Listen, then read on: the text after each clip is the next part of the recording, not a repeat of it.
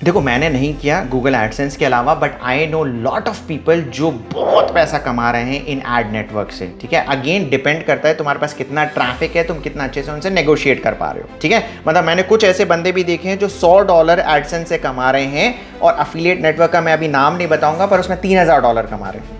तो तुम्हारा एक माइंडसेट ऑर्गेनिक के अलावा ये भी होना चाहिए कि पूरा का पूरा ऑब्जर्व एंड रिएक्ट करना है कि ऐड किस तरीके से रन हो रही हैं, तुम्हारे कॉम्पिटिटर किस तरीके से ऐड रन कर रहे हैं और वो कैसे काम कर रहे हैं, क्योंकि वो जो काम कर रहे होंगे ना।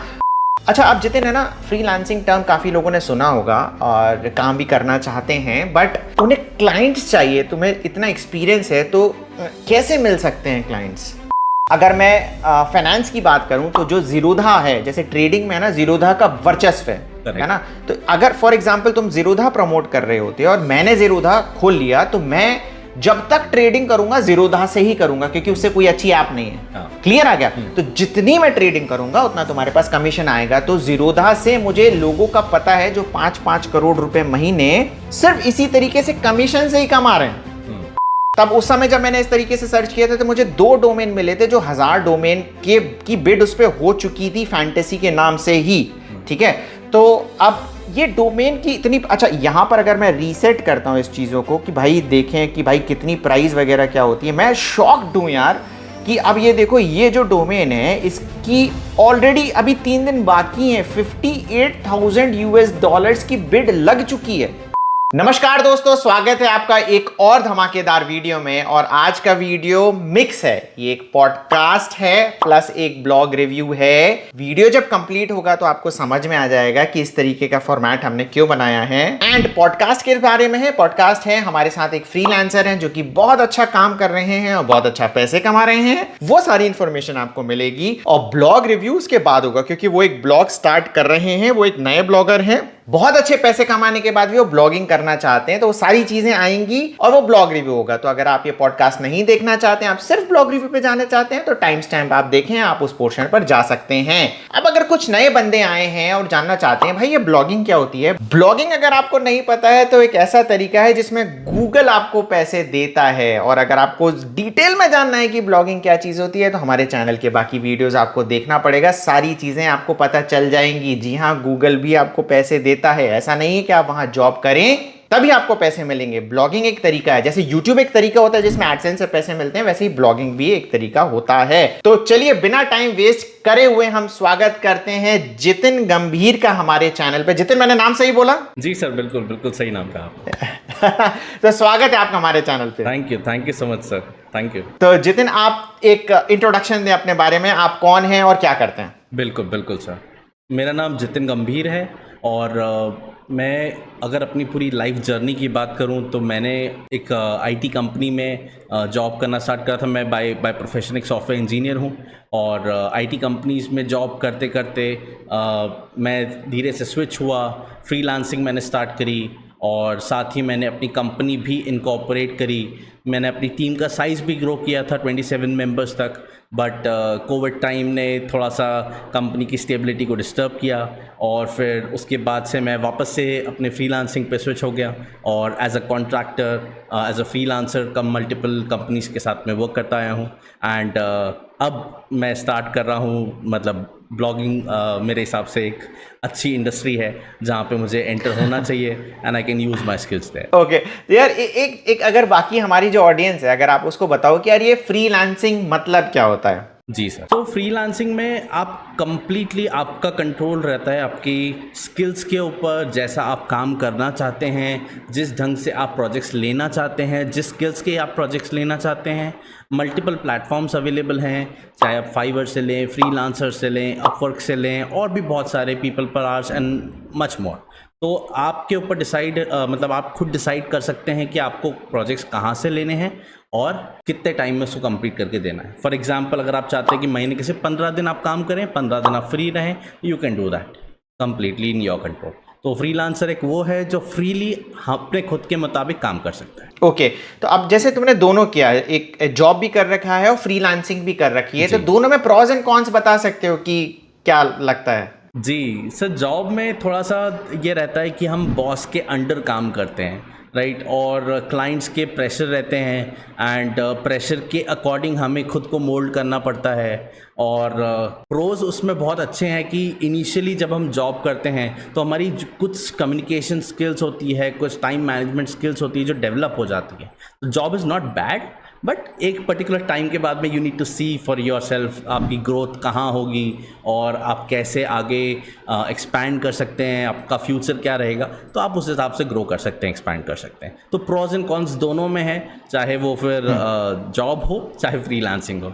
तो फ्रीलांसिंग के नहीं बताए फिर? जी। तो फ्रीलांसिंग के केस में क्या रहता है कि कभी प्रोजेक्ट्स आपको मिल जाएंगे इजीली जब मार्केट में बहुत ज़्यादा प्रोजेक्ट्स अवेलेबल हैं, फ्रीलांसर्स कम हैं, तो आपको प्रोजेक्ट्स इजीली मिल जाएंगे। और वाइस वर्सा सिनेरियो भी होता है, जैसे ऑलमोस्ट ईयर में दो मंथ्स ऐसे आते हैं जब प्रोजेक्ट्स बहुत कम होते हैं, फ्रीलांसर्स बहुत ज़्यादा होते हैं, तो उस टाइम फ्रेम में आपको प्रोजेक्ट्स मिलना बहुत मुश्किल हो जाएगा।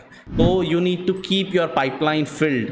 अगर आप प्रोजेक्ट्स कंटिन्यू करना चाहते हैं पूरा ईयर, तो you need to work on sales as well and do your projects in parallel. तो आपको दोनों काम करना पड़ता है फ्रीलांसिंग में। ओके, फ्रीलांसर मतलब कि सब कुछ आपको करना पड़ेगा, जो एक बड़ी कंपनी करती है आपके छोटे रोप पे सारी चीजें करनी पड़ेगी। बिल्कुल सब कुछ। तो सारा एक्सपीरियंस भी हो जाता होगा फिर सारी फील्ड का। जी करेक्ट। ओके, तो अब अगर एक चीज चुननी हो अभी, ठीक है, जॉब और फ्रीलांसिंग में, क्योंकि दोनों का एक्सपीरियंस है, दोनों के प्रॉज एंड कॉन्स बताए हैं, तो सिर्फ एक चुनना है, ठीक है, वो कौन सा होगा?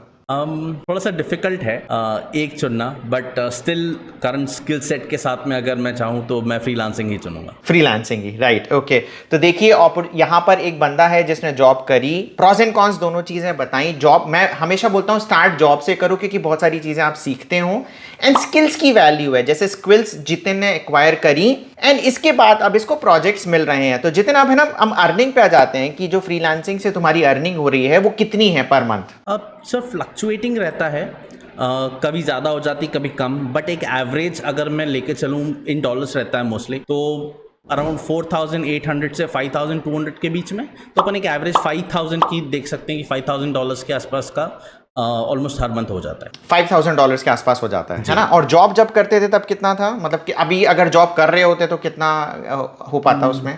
अगर मैं INR में बताऊं तो मैंने जब अभी के करंट स्टेट में मेरे एक्सपीरियंस डेवलपर्स को अराउंड 80-90,000 हर मंथ मिल रहे हैं, बल्कि 80-90,000 मतलब ज़्यादा भी मिल रहे हैं अगर वो किसी MNC में या किसी अच्छे स्टार्टअप में है ऑलरेडी। जैसे 90,000 से लेके 1,50,000 की एक रेंज है जहाँ तक आराम से मिल सकता। अच्छा, अब जितने है ना, फ्रीलांसिंग टर्म काफी लोगों ने सुना होगा और काम भी करना चाहते हैं, बट उन्हें क्लाइंट्स चाहिए। तुम्हें इतना एक्सपीरियंस है तो कैसे मिल सकते हैं क्लाइंट्स? क्या तुम्हारा तरीका क्या होता है क्लाइंट्स लेने का? सर तरीके बहुत सारे हैं, आपकी पर्सनल स्किल्स कैसी हैं आप उस पर डिसाइड कर सकते हैं आप किस स्किल्स के ऊपर प्रोजेक्ट्स लेना चाहते हैं। फॉर एग्जांपल अगर अब मैं IT इंजीनियर रहा हूँ, मुझे प्रोग्रामिंग की नॉलेज ज़्यादा है, social media marketing, digital marketing की इतनी नहीं है, राइट। तो मेरे केस में मुझे प्रोजेक्ट्स लेना ईजी हो जाता है फ्रॉम अपवर्क, जहाँ मुझे अच्छे क्लाइंट्स मिल जाते हैं, या लिंक्डइन। ये 2 प्लेटफॉर्म्स ऐसे हैं जहाँ पे मैं ईजीली अपने क्लाइंट्स क्लोज कर पाता हूँ। बट इसके अलावा मैं फ्रीलांसर से भी लेता हूँ, बट टिकट साइज बहुत कम हो जाता है, $200, $250, $300, $500, $1,000 रेयरली पहुँचता है। तो उस कम टिकट साइज पे काम करने का मतलब एंथुसियाज्म ही नहीं आता है कि इतने कम टिकट साइज पे आप कैसे काम कर पाएंगे। तो टिकट साइज होता क्या है? जो प्रोजेक्ट की कॉस्ट जाएगी आपकी, फॉर एग्जांपल अगर आप एक प्रोजेक्ट क्लोज कर रहे हैं और उसकी कॉस्ट जा रही $1,000, तो $1,000 उसका टिकट साइज है। तो यूजुअली आप खुद डिसाइड कर सकते हैं कि मुझे मिनिमम इतनी कॉस्ट का एक प्रोजेक्ट चाहिए, इससे नीचे मैं काम नहीं कर पाऊंगा। दैट्स मैं वो अपने जूनियर्स के लिए या अपने दूसरे मेंबर्स के लिए छोड़ दूंगा, राइट। तो ये डिफाइन कैसे करते हो? फॉर एग्जांपल मैंने एक जॉब पोस्ट किया अपवर्क में, तो उसको कितना प्राइस कोट करोगे, ये कैसे डिफाइन होता है? अब 2 सिनेरियो होते हैं। फॉर एग्जांपल जैसे आपने कोई प्रोजेक्ट के लिए कोई पोस्ट किया है वहाँ पे, और आप ऐसा मेंशन करते हैं कि मुझे ये प्रोजेक्ट 15 दिन में कंप्लीट चाहिए, राइट। अब 15 दिन का टाइमलाइन है, but being a software developer मुझे पता है कि इसको करने में मुझे 45 दिन लगेंगे, राइट। अब अगर मैं 8 घंटे दिन के काम करता हूँ और मुझे पता है 45 दिन लगेंगे, तो it's definitely not possible, right. तो मैं एक्स्ट्रा वर्क करूंगा because I want to close this project. मुझे एक फ्यूचर पर्सपेक्टिव दिख रहा है कि मुझे आगे फ्यूचर आपसे प्रोजेक्ट्स मिल सकते हैं इफ आई कन्विंस यू कि मैं 15 दिन तो नहीं, मैं आपको ये 20 दिन में करके दे दूंगा, बट आई कैन गारंटी 20 दिन में कंप्लीट हो जाएगा एंड विद दिस कॉस्ट। तो उस केस में क्या रहेगा कि we have kind of negotiated. जब हम नेगोशिएट कर रहे हैं क्लाइंट से अपने टाइमलाइन पे, अपने बजट पे, तो क्लाइंट ज़्यादा कॉन्फिडेंस रहता है कि हाँ, इसको अपनी नॉलेज पे कॉन्फिडेंस है, इसको पता है कि इसको कितना टाइम लगेगा। ओके, तो यहाँ पर मेन जो लग रहा है कॉन्फिडेंस का गेम है क्या यहाँ पर? बिल्कुल बिल्कुल, कॉन्फिडेंस मैंडेटरी है, मतलब बहुत इंपॉर्टेंट है कॉन्फिडेंस। अगर आप खुद कॉन्फिडेंट नहीं होंगे आपके स्किल्स के ऊपर, तो डेफिनेटली आपको प्रोजेक्ट नहीं मिलेगा। ओके, और अब हम आ जाते हैं ब्लॉगिंग पे बढ़ने के पहले कि यार 3 टिप कुछ ऐसी दे सकते हो कि अगर किसी को फ्रीलांसिंग में काम करना है तो उन्हें क्या करना चाहिए? बिल्कुल, सबसे पहले create your own personal brand. जब तक आप खुद को लिंक्डइन पे, पिंटरेस्ट पे, आपकी सोशल प्रोफाइल्स पे प्रेजेंट नहीं करोगे कि आपकी स्किल्स क्या है, आप क्या काम करते हो, व्हाट इज़ योर पोर्टफोलियो, आपको प्रोजेक्ट्स मिलना बहुत मुश्किल हो जाएंगे। तो फर्स्ट पॉइंट मैं मेंशन करूँगा कि create your own personal brand. Secondly, social media पे एक्टिव रहो। सोशल मीडिया पे अपने जो आप काम कर रहे हो, whether it's a short project, whether it's a long project, आपके क्या अचीवमेंट्स हैं वो वहाँ पे मेंशन करो। थर्ड थिंग, जब भी आप प्रोजेक्ट बिड करो, जब भी आप किसी प्रोजेक्ट के ऊपर अपना प्रपोजल सेंड करो, it should be well detailed. ज़्यादा लंबा करने की भी ज़रूरत नहीं, ज़्यादा छोटा करने की भी ज़रूरत नहीं। डिटेल्ड इन सेंस, उसमें पिन पॉइंट मेंशन करो कि सामने वाले को, जो क्लाइंट है, उसको किस चीज़ की ज़रूरत है, what they have to do to achieve better results. जब आप एक डिटेल्ड एनालिसिस करके उनको प्रपोजल भेजोगे, क्लोज करने के चांसेस बढ़ जाएंगे। ओके, एंड वही अभी मैं 3 पॉइंट सुन रहा था ना, तो वहां पर प्रपोजल आया ना, तो मैं थोड़ा सा डिविएट हो गया। मैंने कहा ये टिप्स में यार प्रपोजल की क्या बातें करना है। अच्छा, बाकी लोगों को अभी तक मजा आ रहा है कि नहीं आ रहा है तो लाइक बटन दबा देना, क्योंकि एक एग्जांपल हमारे पास जितिन आ गया है, जो कि जितिन तुम जितना अर्न कर रहे हो ना, ये लोगों का ड्रीम है, ठीक है। अब उसके बाद भी तुम ब्लॉगिंग पे क्यों आना चाहते हो यार? Why blogging? सर, ब्लॉगिंग का स्कोप बहुत बड़ा है, मतलब ये स्काई इज द लिमिट। अगर आप एक बार इसमें घुस जाते हो और you know how to get traffic, अगर आप ट्रैफिक अच्छे से लाने लग जाते हो उसके ऊपर, आपको फ्रीलांसिंग, बिडिंग और इस मेस के अंदर घुसने की ज़रूरत नहीं है कि आप कभी प्रोजेक्ट्स आपको मिल रहे हैं, कभी आपको प्रोजेक्ट्स नहीं मिल रहे हैं। तो आप अपने फ्री टाइम पे आप ब्लॉग करो, ब्लॉग लिखो, आप आपका खुद का कंटेंट क्रिएट करो, कंटेंट मार्केट में डालो, एंड आपको जब प्रोजेक्ट करना है तब प्रोजेक्ट करो, राइट। तो ब्लॉगिंग करने का मोटो है कि हाँ, एक पर्सनल ब्रांड भी क्रिएट हो जाएगा, जैसे आप हमेशा मेंशन करते हैं, राइट, वेब मेंशन, राइट। तो वेब मेंशन वाला कॉन्सेप्ट रहेगा because that is kind of personal brand. आप पर्सनल नेम का यूज करके आप अवेलेबल हो मार्केट। तो जब वो चीज़ क्रिएट हो जाएगी तो डेफिनेटली ग्रोथ हमेशा रहेगी। ओके, तो अभी जैसे what is your expectation from blogging? मतलब जैसे तुम ब्लॉगिंग में आ गए, अब यू हैव सेड कि स्काई इज द लिमिट, ठीक है। तो एक एक्सपेक्टेशन होगी ना कि यार इतना होगा तो मजा आ जाएगा, या इतना होगा तो ही करेंगे।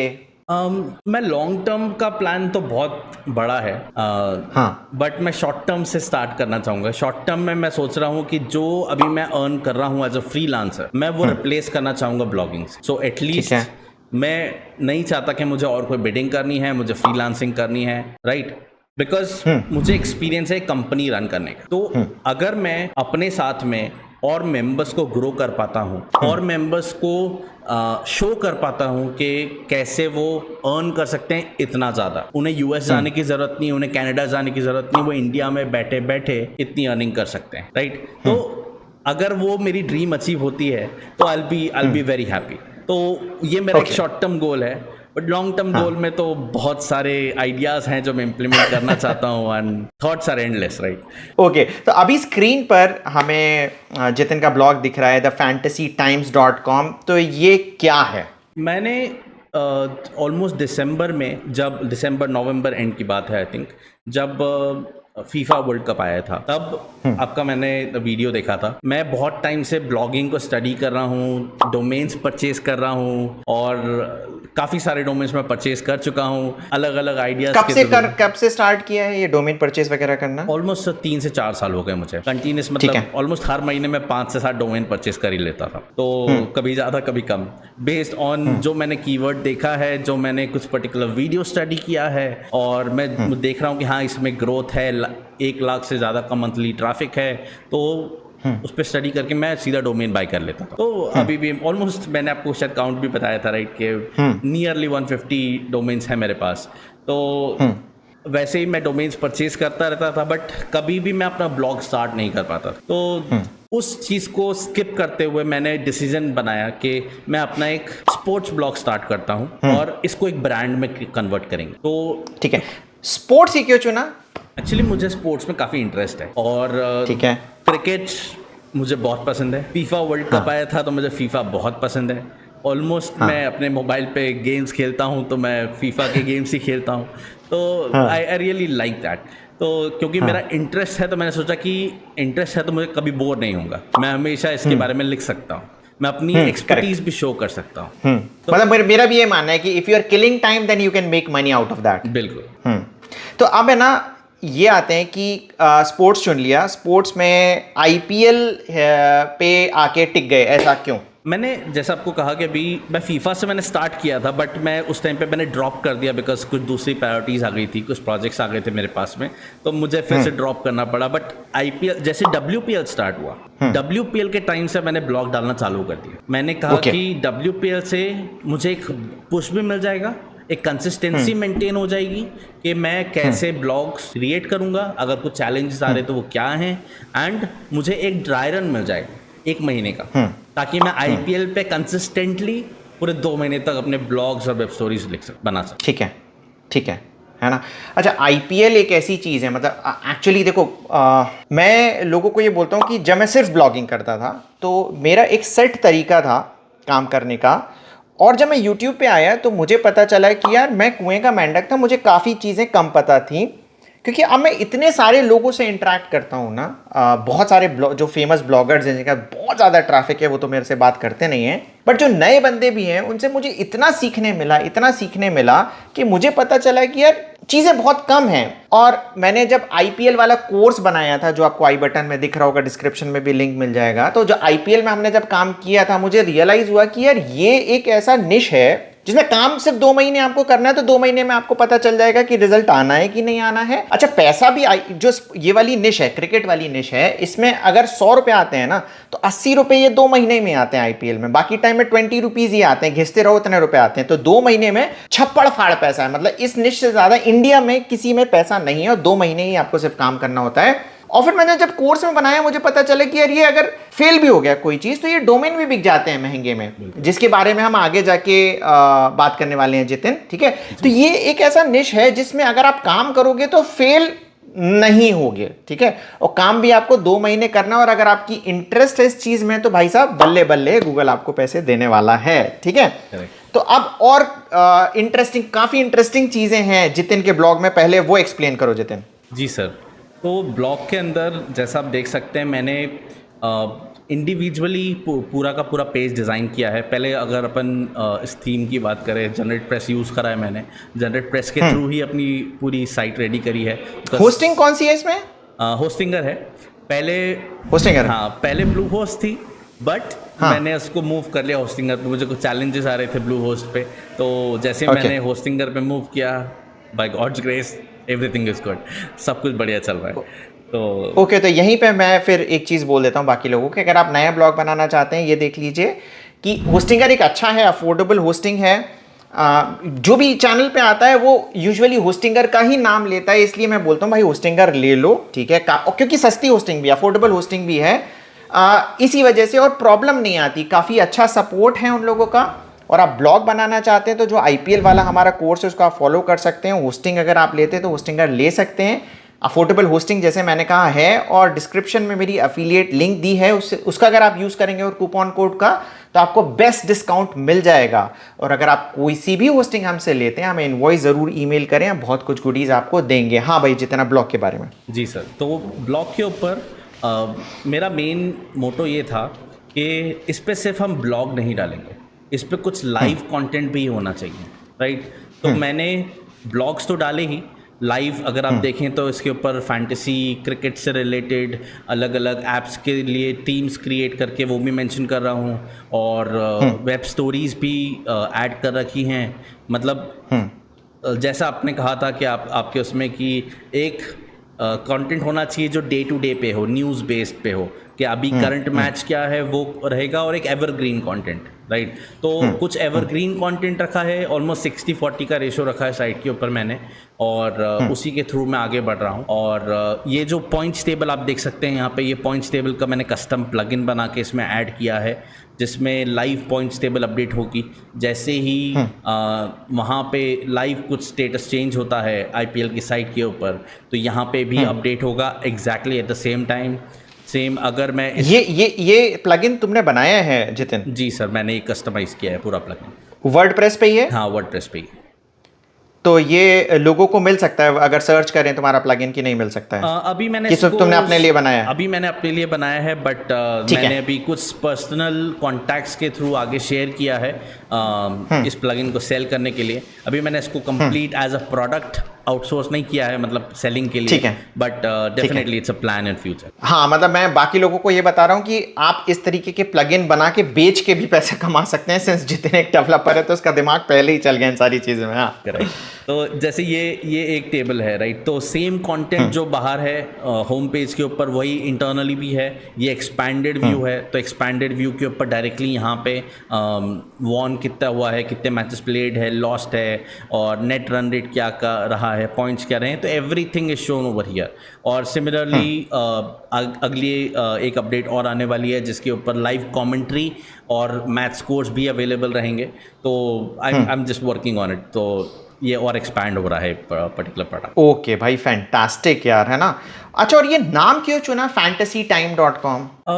एक्चुअली ये फैंटेसी स्पोर्ट्स एरिया है, राइट। तो फैंटेसी स्पोर्ट्स के अंदर, और अगर हम कोई न्यूज़ प्रोवाइड कर रहे हैं, कुछ इन्फॉर्मेशन दे रहे हैं, तो वो इन्फॉर्मेशन देने के लिए न्यूज़ साइट्स बेसिकली क्या करते हैं, वो टाइम्स लेते हैं, राइट। तो every day daily time to time updates आ रही, तो उसका यूज़ करके मैंने इस नाम को फ्रेम किया था, द फैंटेसी टाइम्स।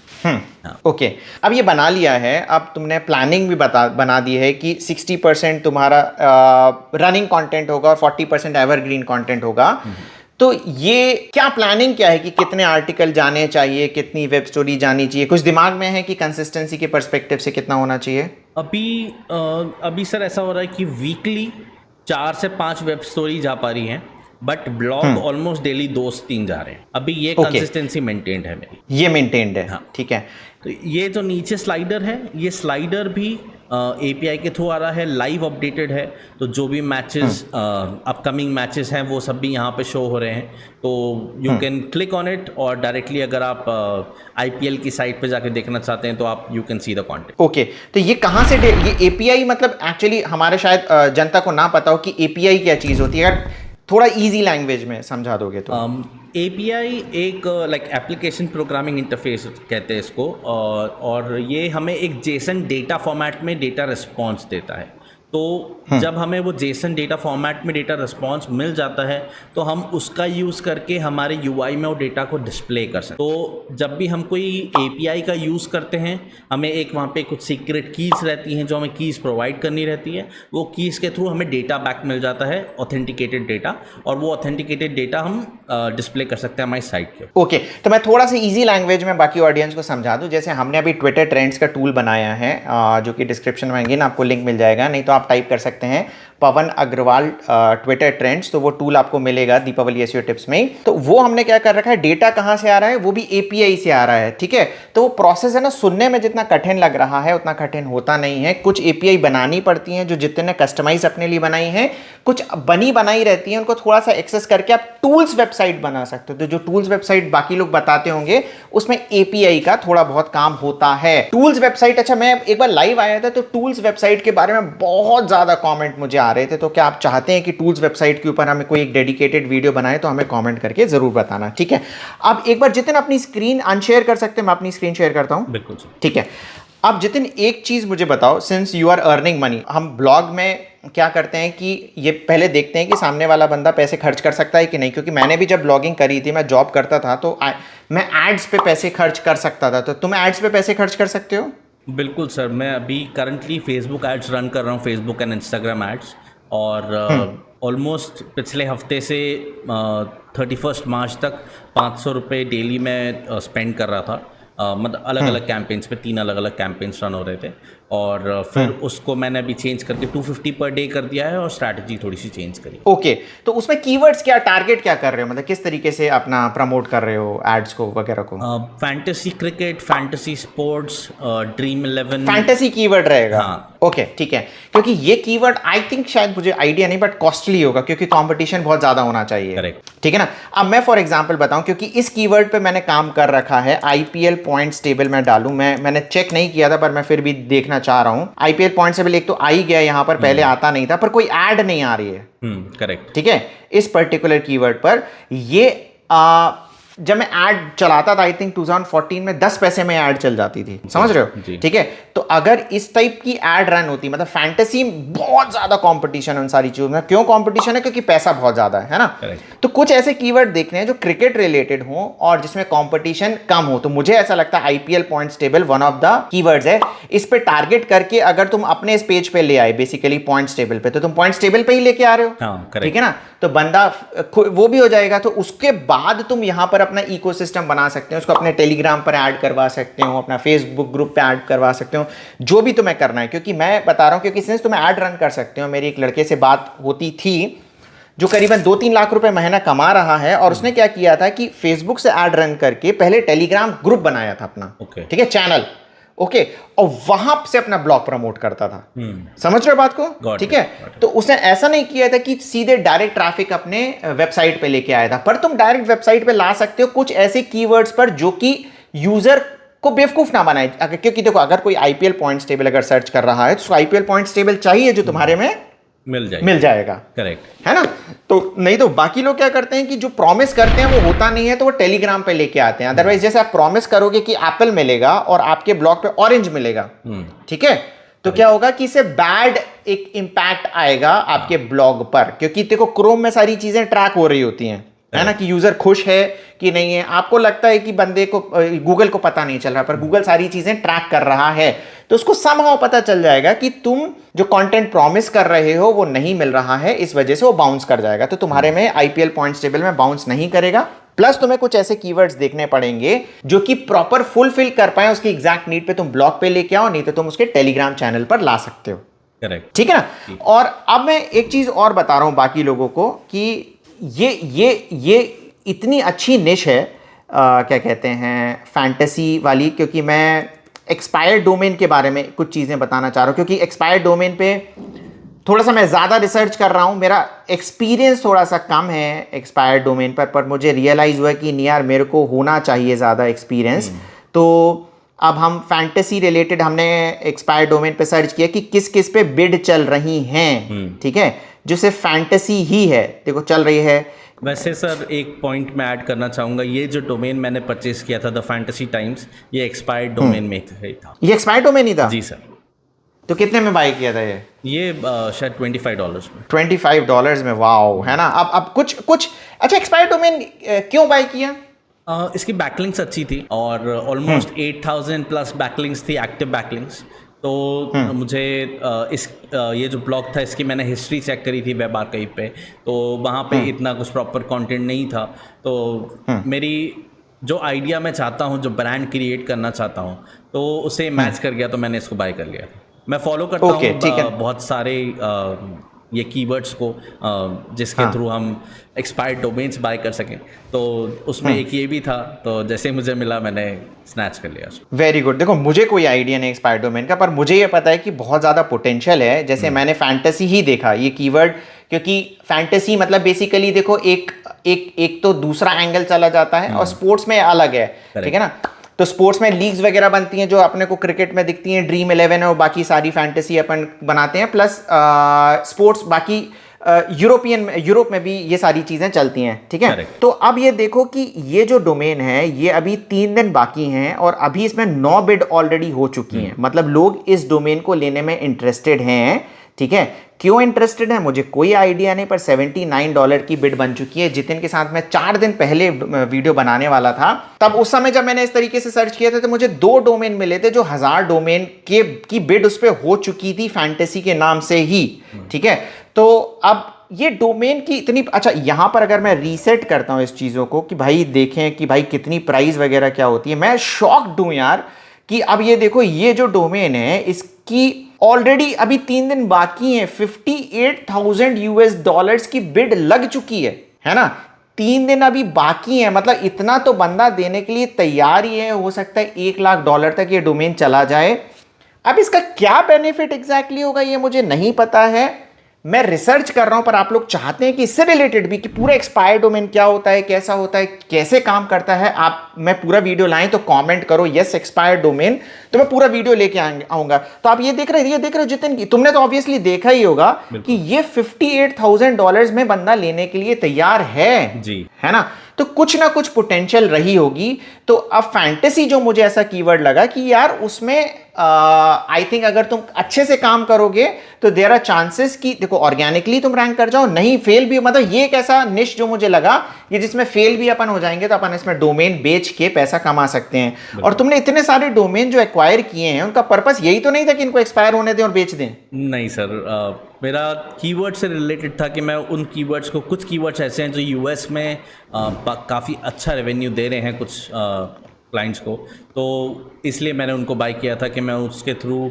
वहाँ पे साइट्स को रैंक करा के और अर्निंग करूँगा। तो मेरा मोटो वो था, सेलिंग नहीं था। ओके ठीक है। अच्छा एक चीज़ मैं और बताऊंगा कि अब हमारा ये वाले ब्लॉग का पर्पस तो शुरू में ये है कि हमें एड से चीज़ें चलाना है, ठीक है। तो what I will suggest you is कि देखो मेरा एक मंत्रा है ऑब्जर्व एंड रिएक्ट, ठीक है। अब जब तुम ऐड रन करोगे तो तुम्हें पता चल जाएगा कि तुम्हारे कॉम्पिटिटर किस तरीके से ऐड रन कर रहे हैं, करेक्ट है ना। उनको मॉनिटर करो कि वो किस तरीके से ऐड रन कर रहे हैं, वो कहाँ पे बंदे को लेके जा रहे हैं। जैसे मैंने बताया कि एक बंदे को मैं जानता हूं ऑलरेडी, वो क्या करता है, टेलीग्राम पे लेके आता है ना। अब फिर तुम्हें देखना पड़ेगा वो टेलीग्राम में किस तरीके से चीजें प्रमोट कर रहा है, ठीक है। तो तुम्हें आइडिया लग जाएगा कि तुम्हें किस तरीके से टेलीग्राम पे प्रमोट करना है सारी चीजें। तो तुम्हारा एक माइंडसेट ऑर्गेनिक के अलावा ये भी होना चाहिए कि पूरा का पूरा ऑब्जर्व एंड रिएक्ट करना है कि ऐड किस तरीके से रन हो रही हैं, तुम्हारे कॉम्पिटिटर किस तरीके से ऐड रन कर रहे हैं और वो कैसे काम कर रहे हैं। क्योंकि वो जो काम कर रहे होंगे ना, उसमें से अगर 100 लोग होंगे ना तो 90 लोग एक्सपीरियंस्ड बंदे होंगे, ठीक है। अब तुम फ्रीलांसिंग कर रहे हो, तुम्हें पता है ना कि एक एक्सपीरियंस्ड फ्रीलांसर किस तरीके से पिच करता है और एक नया फ्रीलांसर किस तरीके से पिच करता है क्लाइंट को, है ना। और वहीं पे ही गिव तो तुम्हें पता चल जाता है कि यार किस तरीके से तुम भले ही ज्यादा कोट करोगे और एक एक्सपीरियंस बंदा वो बिड जीत जाएगा। तो वहां पर जो बंदा बिड कर रहा होगा वो तुमसे फार फार बेटर एक्सपीरियंस्ड है, ठीक है। तो उस ऑब्जर्व एंड रिएक्ट वाले मेथड से मैं कहता हूं रेकी करके तुम्हें एग्जैक्ट एक रोड मैप मिल जाएगा कि एड रन करके तुम कैसे पैसे कमा सकते हो। समझ गए कि किस तरीके से अपना पूरा का पूरा ये ब्लॉग बना सकते हो। ऑर्गेनिक की मैं यहां पर बात नहीं कर रहा हूं आईपीएल से रिलेटेड ब्लॉग की, क्योंकि उससे रिलेटेड मैं पूरा का पूरा कोर्स बना चुका हूं, ठीक है जितिन? जी सर, है ना। तो अभी हम जितिन ये जो आर्टिकल देख रहे हो तुम्हारा, ठीक है, हम ऑन पेज पे आ गए हैं देखने के लिए कि अब ये बताओ कि ये जो यूआरएल दिख रहा है ये कैसे तुम सेट करते हो, क्योंकि बहुत बड़ा यूआरएल है ये, तो क्या सोच रहती है यूआरएल सेट करते टाइम? बेसिकली यूआरएल सेट करने से पहले मेरा कीवर्ड रहता है दिमाग में कि मैं कीवर्ड को कैसे भी करके यूआरएल में ऐड करूं। कीवर्ड अवेलेबल होना चाहिए यूआरएल में। फॉर एग्जांपल अगर कोई यूजर सर्च करता है आज के मैच के बारे में, for example DC versus GT dream 11 prediction, ये बेसिक टर्म होती है, राइट। तो वो रहे मेरी यूआरएल। और एडिशनली कुछ एक्स्ट्रा टैग्स भी मैं लेके चलता हूँ। जैसे फॉर एग्जांपल कुछ सर्च करेंगे ड्रीम 11 की जगह आईपीएल 2023 या फिर करंट प्लेइंग 11 या लाइव स्कोर अपडेट्स, तो मैं उसको एक तरीके से कंबाइन करने की कोशिश करता हूँ यूआरएल के अंदर, ठीक है। मतलब जो भी पॉसिबल कीवर्ड्स है सारे यूआरएल में डाल दो, ठीक है। ऐसा किसी को करते देखा है या क्यों कर रहे हो ऐसा? कुछ ब्लॉग्स जो मैं खुद अपनी रिसर्च से देखता हूँ, मेरे कंपटीशन ब्लॉग्स हैं वो, तो उनके ऊपर अच्छे अच्छे ब्रांड्स हैं वो, तो वो भी ये चीज़ करते हैं। तो मैं उनको ही फॉलो करके इस स्ट्रैटेजी को फॉलो कर रहा हूँ और ऐड कर रहा हूँ ताकि मुझे ट्रैफिक, ऑर्गेनिक ट्रैफिक मिले इसके थ्रू। ओके ठीक है। तो ये एक अच्छा ऑब्जर्वेशन है, इसी को हम ऑब्जर्व एंड रिएक्ट कर रहे हैं। कहते हैं कि अगर आपका कॉम्पिटिटर अगर कुछ रैंक कर रहा है और इस टाइप के कीवर्ड अगर डाल रहा है तो कोई इशू नहीं है, अदरवाइज हम रिकमेंड नहीं करते हैं इतना बड़ा यूआरएल डालना। यूआरएल हमेशा तुम जैसे रैंक मैथ में भी देखोगे तो वो बोलेगा कि यार ये बहुत बड़ा यूआरएल है, ठीक है, और कुछ स्टॉप कीवर्ड्स होते हैं जो हमें नहीं डालने चाहिए, तो वो उस चीज का ध्यान रखना कि वो कहीं स्टॉप कीवर्ड इसमें है या नहीं है, ठीक है। अगर कॉम्पिटिटर अगर तुम्हारा वो डाल रहा है बेसिकली तो तुम डाल सकते हो। बाकी लोगों को अगर नहीं पता है कि स्टॉप कीवर्ड्स क्या होते हैं तो आप गूगल पर टाइप कर सकते हैं स्टॉप कीवर्ड्स पवन अग्रवाल, हमारी वेबसाइट मिल जाएगी, उसमें आपको पता चल जाएगा कि स्टॉप कीवर्ड्स क्या है, ठीक है। अब मेन जब हम आर्टिकल पे आए तो आर्टिकल की लेंथ मुझे काफी ज्यादा लगी, ठीक है। तो ये पर्पसफुली इतनी लेंथ मतलब कुछ सोच रहती है कि कितना बड़ा आर्टिकल लिखना है कितना नहीं लिखना है कुछ? हाँ सर, मैंने जैसा स्टडी किया और जैसा देखा कि जो छोटे आर्टिकल्स होते हैं वो न्यूज़ के लिए ज़्यादा प्रेफर करे जाते हैं, और कुछ जो इन डेप्थ एनालिसिस रिसर्च जहाँ पे रिक्वायर्ड रहता है वो थोड़े लेंदी आर्टिकल्स रहते हैं। तो इस केस में फॉर एग्जांपल ये जो आर्टिकल है ये न्यूज़ रिलेटेड नहीं है बट रहेगा रीसेंट एक्टिविटी के लिए, रीसेंट मैच के लिए, राइट। तो यहाँ पे जो हमारे यूजर्स रहेंगे वो देखना चाहेंगे कि आपकी डिटेल्ड रिसर्च और एनालिसिस क्या बोलती, तो उसके लिए ये डिटेल्ड रिपोर्ट एक तरीके की प्रिपेयर करी, इसलिए ये लेंदी आर्टिकल है। ओके, ठीक है। क्योंकि देखो कई लोगों को क्या लगता है ना कि मैंने देखा है कि वो बोलते हैं कि आप देखो कि आपका कॉम्पिटिटर 1000 वर्ड लिख रहा है तो आप 1200 वर्ड लिख दो, ठीक है, क्योंकि आप एक्स्ट्रा इंफॉर्मेशन डाल रहे हो। सही है कि गलत है? हाँ करेक्ट है, यही चीज कही जाती है। ठीक है। अब अगर ये ऐसा होता, ठीक है, तो क्या होगा कि किसी ने 35,000 वर्ड का आर्टिकल लिख दिया तो आपको फिर 40,000 का लिखना पड़ेगा, किसी ने 40 का लिख दिया तो फिर आपको 45 का लिखना पड़ेगा, डालना पड़ेगा, ठीक है। तो ये चीज गलत है। ये मैं पुराने ब्लॉग रिव्यूज में डेमोन्स्ट्रेट करके बता चुका हूं, वो और फ्री ब्लॉगिंग कोर्स में भी मैं बता चुका हूं, ऐसा नहीं है, ठीक है। पर होता क्या है ना, यूजुअली जब आप देखोगे ऑर्गेनिक आर्टिकल जो होते हैं वो बड़े होते हैं तो हमें ये इंप्रेशन आता है कि बड़े आर्टिकल रैंक होते हैं, पर ऐसा नहीं है। यूजर का इंटेंट अगर सेटिस्फाई हो जाता है तो वो आर्टिकल रैंक हो जाता है, समझ गया ना। आर्टिकल की लेंथ से मतलब नहीं है। अब ऐसा क्यों है कि जो बड़े आर्टिकल्स हैं वो रैंक कर रहे हैं? बड़े आर्टिकल से क्या होता है कि जब बंदा आएगा, फॉर एग्जांपल किसी भी वजह से वो आपके पेज पे आया और उसका इंटेंट है कि उसको प्रिडिक्शन वगैरह देखना है, समझना है, तुम्हारे पेज पे आ गया। अब अगर कम वर्ड्स लिखे हैं और इंटेंट भी फॉलो हो गया तो वॉच टाइम कम रहा, ठीक है। और किसी ने अगर ज्यादा लिख दिया तो बेसिकली क्या है, उसका वॉच टाइम ज्यादा हो गया। तो इसी वजह से क्या है, कम वर्ड में नुकसान हो जाता है। बट अगर आपको वॉच टाइम बढ़ाना है तो क्या करना चाहिए मेरी नजर में कि आप एक वीडियो डाल सकते हो, ठीक है, क्योंकि वीडियो यूजुअली लोग प्रेफर करते हैं। अगर वीडियो देखो, अगर आर्टिकल में भी वीडियो होगा ना वो देखेंगे। फॉर एग्जाम्पल अगर 3 मिनट का वीडियो है और 3 मिनट का वीडियो उन्होंने देख लिया तुम्हारे पेज पे, तो वो वॉच टाइम तुम्हारे इस आर्टिकल का बढ़ा देगा। और किसी ने अगर 35,000 वर्ड का भी आर्टिकल लिखा है उसको पीछे छोड़ देगा, समझ रहे हो ना। 35,000 वर्ड कोई नहीं पढ़ने वाला, प्रैक्टिकली इम्पॉसिबल है। हमें क्या करना है कि कम से कम शब्दों में उसको समझाना है, ठीक है, उसकी इंटेंट फॉलो करना है। तो अगर एवरेज वॉच टाइम बढ़ाने का उसका एक मैंने मेथड क्या बता दिया कि आप वीडियो डाल सकते हो, प्लस है ना क्विजेस खेल सकते हो उसके साथ में, क्योंकि इसमें है ऑप्शन कि हम ये बता रहे हैं, ठीक है, या फिर आप पूछ सकते हो कि आपका फेवरेट प्लेयर इसमें कौन सा है। कुछ इस टाइप की क्विजेस बना दो, उनसे क्वेश्चनेयर करा दो कि ये क्या होता है वो क्या होता है। क्योंकि देखो क्रिकेट से रिलेटेड जो ऑडियंस होती है ना काफी इमोशनल और सेंटिमेंटल होती है, ठीक है। तो ये सारी चीजें डालोगे तो हो जाएगा। प्लस क्या है ना, जो मुझे ऐसा लगता है कि fastest way of giving information is table, जो कि तुम्हारे आर्टिकल में मिसिंग है। कहीं पे भी मुझे टेबल नहीं नजर आया, ठीक है। टेबल मैंडेटरी है, टेबल होना ही चाहिए, समझ गए, ठीक है। इसमें टेबल नहीं है। और टेबल में क्या होना चाहिए कि देखो जैसे हम इकोसिस्टम की बात कर रहे थे कि आपका इकोसिस्टम होना चाहिए। अब देखो यहां पर जॉइंट टेलीग्राम चैनल हो गया, ये इकोसिस्टम है, पर ये साइड बार में, ठीक है। जब हम इसको मोबाइल में खोलेंगे ना, ये साइड बार क्या होता है, आर्टिकल के नीचे आ जाता है। ध्यान दिया है कि नहीं? नीचे आता है ना। अभी क्योंकि तुम डेस्कटॉप पे काम कर रहे हो तो तुम्हें लग रहा है कि यूजर को यहां दिख रहा है, यूजर को दिख ही नहीं रहा है। तो वो जब टेबल बनेगा ना यहां पर, तो यहीं पर ही तुम्हें अपने इकोसिस्टम के भी लिंक देना है, ठीक है, कि join our Telegram, join our WhatsApp, whatever जो भी तुम्हारा इकोसिस्टम है उसको तुम्हें ज्वाइन, गूगल न्यूज क्योंकि तुमने अप्रूव करा लिया, राइट, तो वहां पे गूगल न्यूज में भी बोलो कि follow us on Google news, ठीक है।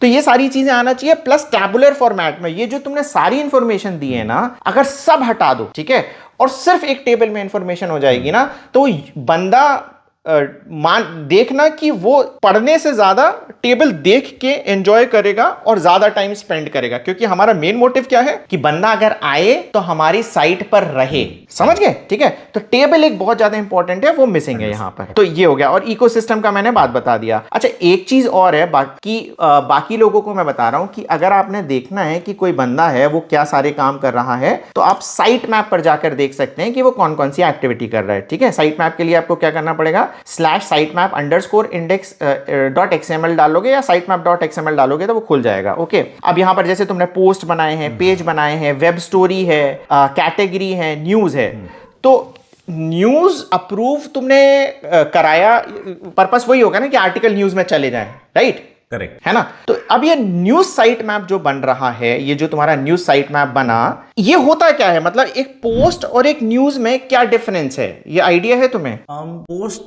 लाइक कुछ चीजें, कुछ पोस्ट ऐसी होती हैं जो लॉन्ग टाइम मतलब यूजर को सस्टेन करके इंफॉर्मेशन दे सकती है, एक लॉन्ग रनिंग इंफॉर्मेशन के लिए, जो हम कहते हैं कि एक लॉन्ग कंटेंट अवेलेबल है, जो पूरा टाइम जेनरिक कंटेंट अवेलेबल रहेगा, लोग देख सकते हैं। जैसे हमारे निश में रहता है कि टॉप 10 क्रिकेटर्स कौन से हैं अभी, 100 किसने बनाई, या टॉप प्लेइंग प्लेयर्स कौन से हैं जिनकी अभी आईपीएल में हाई स्कोर चल रहा है, पर्पल कैप विनर्स वगैरह वगैरह, राइट? तो ये ऐसे हैं कि ये हमेशा रिटेन रहेंगे, राइट? और अगर न्यूज़ है तो जैसे आज के मैच में विराट कोहली ने 100 बना दी, राइट? तो ये आज के मैच की न्यूज़ है, करंट न्यूज़ है, तो वो करंट चीज़ें न्यूज़ में जाएंगी। तो ऐसी ये मेरी थिंकिंग है, और इसी बिहाफ पे मैं मतलब न्यूज़ और ब्लॉग को डिफरेंशिएट करता हूँ। बिल्कुल सही है। इसकी एक छोटी अगर डेफिनेशन हम दें कि एक पोस्ट की एक्सपायरी डेट नहीं होती है और एक न्यूज़ की एक एक्सपायरी डेट होती है। करेक्ट। ठीक है, इसका कहाँ से हम समझाएंगे? बेसिकली कि जैसे हम पोस्ट के साइट मैप में जब गए तो यहां पर लास्ट मॉडिफाइड डेट दिखा रहा है, ठीक है, और यहां पर क्या दिखा रहा है? Basically publishing date. और ये भी पब्लिशिंग डेट जो है वो 2 दिन के लिए ही एप्लीकेबल होती है। फॉर एग्जांपल, आज जो तुमने आर्टिकल पब्लिश किया तो 48 घंटे बाद इस साइट मैप से निकल जाएगा, वो आर्टिकल डिलीट नहीं होगा, वो साइट मैप से रिमूव हो जाएगा। क्यों? क्योंकि उसकी एक्सपायरी हो गई है, वो निकल गया है, अब गूगल को उसकी आवश्यकता नहीं है। ठीक है, अब अगर गूगल को उसकी आवश्यकता नहीं है तो वो आर्टिकल फिर तुम्हें डिलीट करने पड़ेंगे, क्योंकि उसकी कोई वैल्यू नहीं है अगर वो पोस्ट नहीं है तो। समझ गए? ठीक है, तो जो भी अगर पर्पसफुली तुम्हें देखना होगा कि ये न्यूज है या ये पोस्ट है, ठीक है, तो जो भी न्यूज होगा, सिंस गूगल को ही मतलब नहीं, तुम्हारा तो एक ही पर्पस है ना कि गूगल ट्रैफिक दे, 48 घंटे में गूगल के लिए उसकी कोई वैल्यू नहीं है, तो तुम्हें वो पोस्ट डिलीट करनी पड़ेगी। डिलीट करके होम पेज पे या कैटेगरी जो भी तुमने बनाई है उस पर रिडायरेक्ट करना पड़ेगा आर्टिकल। ओके, अब हम यहां पर आ गए अगेन आर्टिकल में। ये जो सारी चीजें तुम्हारी दिख रही है ना, ये जो तुमने डाले हैं, ये सारी न्यूज हैं मोस्टली। ठीक है, तो ये अगेन हो सकता है तुमने पोस्ट और न्यूज साइट मैप को सेम कर रखा, वो ठीक है, बट पॉइंट ये है कि अगर 3 दिन पुराना तुमने कोई प्रेडिक्शन डाला है तो वो डिलीट हो जाना चाहिए, क्योंकि अब इसकी कोई वैल्यू नहीं। ये देखो, 2 चीजें, एक प्रेडिक्शन और एक रिजल्ट। ठीक है, रिजल्ट के बारे में तो फिर भी लोग सर्च कर सकते हैं, पर मैच खत्म होने के बाद प्रेडिक्शन का तो कोई वैल्यू नहीं है ना। ठीक है, तो वो सारी पोस्टें क्या होनी चाहिए? डिलीट होना चाहिए। जैसे मैं क्या कहता था, अपने घर को का कचरा साफ करना है, क्योंकि अब ये कचरा हो गया है ना। यूजर की नजर में अगर कचरा है तो गूगल की नजर में भी कचरा हो गया, तो हमें अपना घर साफ भी करते रहना है ना। और दूसरी चीज क्या है ना, एक पोस्ट में मैं बताना भूल गया कि आईपीएल पे जो काम करने का तरीका है ना, वो बेस्ट है। एक पूरा इकोसिस्टम बनना चाहिए। बेस्ट क्या है? एक आर्टिकल होना चाहिए। फॉर एग्जाम्पल तुमने प्रेडिक्शन बनाया तो प्रेडिक्शन का एक आर्टिकल होना चाहिए, प्रेडिक्शन की ही एक वेब स्टोरी होना चाहिए, और इफ पॉसिबल प्रेडिक्शन का एक वीडियो होना चाहिए। ठीक है, इफ पॉसिबल। हो सकता है तुम वीडियो ना बना पाओ, बट 2 चीजें तो होनी चाहिए। एक होना चाहिए आर्टिकल जो तुम्हारा है, इसी से रिलेटेड वेब स्टोरी बनाई है क्या? इससे रिलेटेड इसमें अभी नहीं कही है, बट WPL तक मैं वेब स्टोरी बना रहा था, बट उसके बाद से नहीं बना पाया। ओके, अगर बनाओ, देखो कम डालो चल जाएगा, पर बनाओ तो पूरा बनाओ, एक पैकेज बनाओ। ठीक है ना। अब उसमें क्या होना चाहिए कि सबसे पहले तुम्हें आर्टिकल पब्लिश करना है। फॉर एग्जांपल तुम इसी के बारे में बता रहे थे, DC वर्सेस GT ड्रीम 11, है ना। तो सबसे पहले आर्टिकल पब्लिश करो, फिर एग्जैक्टली सेम कंटेंट पे एक वेब स्टोरी बनाओ, है ना। और जब वेब स्टोरी बनाओगे तो लास्ट में हम डालते हैं ना कि कहां पर जाए बंदा, ठीक है, कॉल टू एक्शन जिसको कहते हैं, है ना। तो लास्ट में पता है ना, वेब स्टोरी में कॉल टू एक्शन होता है, लास्ट में हम रीडायरेक्ट कर सकते हैं कि अपनी साइट पे आओ, है ना। वहां पर तुम्हें क्या करना है कि यहां पर उसको लेके आना है पेज पे। वो तो जनरल है, सभी करते हैं, परंतु क्या करना है हमें यहां पर, जब टेबल बनाओगे तो टेबल के बाद हमें उस वेब स्टोरी को भी डाल देना। जैसे ही अपने पहले हमने पोस्ट पब्लिश किया, उसके बाद वेब स्टोरी पब्लिश करी, जब वेब स्टोरी पब्लिश करी तो हमें यहां पर उसका लिंक डाल देना है, ठीक है। ऐसा क्यों हम कर रहे हैं कि फॉर एग्जाम्पल किसी भी वजह से आपका पेज ट्रिगर हो गया तो उससे किस पे ट्रैफिक चला जाए, वेब स्टोरी पे चला जाए। तो हो सकता है दोनों ट्रिगर कर जाएं, 1 + 1 11 हो जाए। अगर यूट्यूब वीडियो भी होगा तो क्या होगा, 1 + 1 + 1 1 1 1 हो जाएगा। समझ रहे हो कि कितना बड़ा नंबर हो गया। तो देखो, हमें लोगों को क्या लगता है, ज्यादा काम करेंगे तो ज्यादा रिजल्ट्स आते हैं, पर मुझे ऐसा लगता है कि अगर पैकेज में अपन काम करेंगे ना तो ज्यादा चांसेस हैं रिजल्ट आने के, ठीक है। क्योंकि देखो ये प्रिडिक्शन वाली ऐसी चीजें होती हैं ना कि मैंने देखा है कि किसका कब क्लिक हो जाए कोई भरोसा नहीं, क्योंकि बहुत ही सडन चीजें हैं, समझ रहे ना, इतनी फास्ट मूविंग चीजें हैं ना आईपीएल वाली सारी चीजें, कि किसका क्लिक हो जाए कोई भरोसा नहीं। और एक ही पोस्ट अगर तुम्हारी चल गई ना इसमें से किसी में, अच्छा पैकेज में मैंने ये तो बताया नहीं कि फेसबुक पेज भी हमें बनाना है, ठीक है। तो जब तुम टेबल बनाओगे तो यहां पर जैसे ज्वाइन टेलीग्राम चैनल कर रखा है तो join a Facebook page also. तो जब ये सारी चीजें बनाओगे, फेसबुक पेज में भी शेयर करोगे, कौन सी चीज कहां पर ट्रिगर हो जाए कोई भरोसा नहीं, ठीक है। तो एक चीज ट्रिगर होगी तो उसका रिपल इफेक्ट आएगा और सारी चीजें ट्रिगर हो जाएंगी, करेक्ट, ठीक है ना। जितिन, और कोई सवाल है तुम्हारे मन में? सर आपने ट्रैफिक से रिलेटेड तो मुझे एक ऑप्शन दिया कि हम टेलीग्राम पे लेके और इधर ला सकते हैं। एक डाउट आता है मन में अर्निंग से रिलेटेड, कि अर्निंग के लिए सिर्फ यहाँ पे फोकस एड्स पे रहना चाहिए या हम अफिलिएट पे भी जा सकते हैं? यार इसमें अफिलिएट बहुत ज़्यादा है। अगर आप मान के चलो ना, 1 रुपया आप रन कर रहे हो गूगल एड से तो 99 रुपीज़ की पोटेंशियल है अफिलिएट से, ठीक है। और अफिलिएट्स रिकरिंग होती है। रिकरिंग मतलब फॉर एग्जाम्पल तुम्हारे एक अफिलिएट प्रोग्राम में रजिस्टर कर लिया तो वो जितनी बार अपनी टीम बनाएगा उतना तुम्हें कमीशन मिलेगा। समझ रहे बात को? तो हो सकता है वो 3 साल तक टीम बनाता रहे, 4 साल तक टीम बनाता रहे, जब तक वो किसी दूसरी ऐप में ना पहुंच जाए, है ना। तो वो 4 साल तक तुम्हें पूरा का पूरा अफिलिएट का पैसा, रिकरिंग पैसा आता रहेगा, है ना। इसीलिए इसमें क्या होता है ना कि शुरू में टाइम लगता है आपको अपना अफिलिएट वगैरह बिल्ड करने में। जैसे ये टेलीग्राम का मैंने क्यों बताया, वहां पर क्या करते हैं ये लोग, यहां पर बार बार नहीं बोलते हैं कि हमारी ऐप डाउनलोड करो, ये करो, वो करो। वो बनाते हैं कि ऐसे टीम बनाओ, वैसे टीम बनाओ, ये टीम करो, वो टीम करो। क्यों? क्योंकि वो चाहते हैं ज्यादा से ज्यादा लोग खेलें, और जितने ज्यादा लोग खेलेंगे भले ही वो हारे जीतें। अफिलिएट का मतलब वो जो बेसिकली कमीशन होगा जो गेम खेलने का, वो तुम्हारे पास आता रहेगा, ठीक है। तो एक बंदा जब रजिस्टर करता है वो जितने टाइम तक वहां पर रहेगा। फॉर एग्जांपल अगर मैं फाइनेंस की बात करूं तो जो जीरोधा है, जैसे ट्रेडिंग में है ना, जीरोधा का वर्चस्व है ना। तो अगर फॉर एग्जांपल तुम जीरोधा प्रमोट कर रहे होते और मैंने जीरोधा खोल लिया, तो मैं जब तक ट्रेडिंग करूंगा जीरोधा से ही करूंगा, क्योंकि उससे कोई अच्छी ऐप नहीं है। क्लियर आ गया? तो जितनी मैं ट्रेडिंग करूंगा उतना तुम्हारे पास कमीशन आएगा। तो जीरोधा से मुझे लोगों का पता है जो 5-5 करोड़ रुपए महीने सिर्फ इसी तरीके से कमीशन से ही कमा रहे हैं, ठीक है। पर उसके लिए बहुत बड़ा बेस बनाना पड़ेगा, उसके लिए टाइम है, बट दिस इज पॉसिबल, ठीक है ना। तो क्रिकेट भी उसी की तरीके की लीग हो गई जहां पर लोग बहुत, तुम्हें खुद ही पता है कि कितने लोग पैशनेट हैं बनाने के लिए, क्या है, कैसा है, सारी चीजें हैं। तो वो वहां पर जाएगा, पर वो तब कब जाएगा वहां पर, जब बेसिकली तुम्हारी ऑडियंस बिल्ड हो रही होगी, तुम टेलीग्राम चैनल बना लोगे, तुम्हारे पास ट्रैफिक आ रहा होगा, जब तुम सारी चीजें समझ जाओगे।